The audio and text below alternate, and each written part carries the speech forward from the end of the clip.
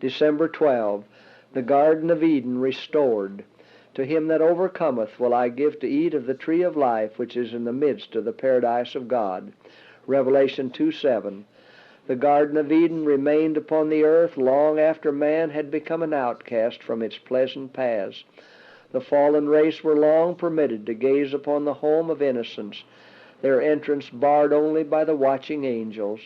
At the cherubim-guarded gate of paradise the divine glory was revealed. Hither came Adam and his sons to worship God. Here they renewed their vows of obedience to that law, the transgression of which had banished them from Eden. When the tide of iniquity overspread the world, and the wickedness of men determined their destruction by a flood of waters, the hand that had planted Eden withdrew it from the earth. But in the final restitution, when there shall be a new heaven and a new earth, it is to be restored more gloriously adorned than at the beginning.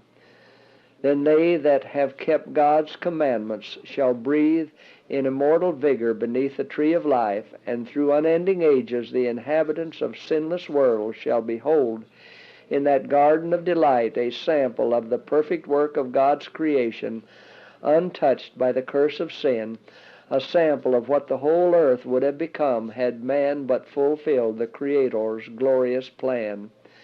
Adam is reinstated in his first dominion. Transported with joy, he beholds the trees that were once his delight, the very trees whose fruit he himself had gathered in the days of his innocence and joy. He sees the vines that his own hands have trained, the very flowers that he once loved to care for. His mind grasps the reality of the scene. He comprehends that this is indeed Eden restored. Restored to the tree of life and the long-lost Eden, the redeemed will grow up to the full stature of the race in its primeval glory.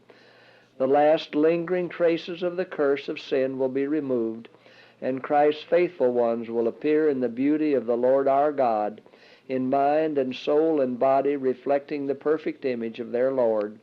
O wonderful redemption, long talked of, long hoped for, contemplated with eager anticipation, but never fully understood.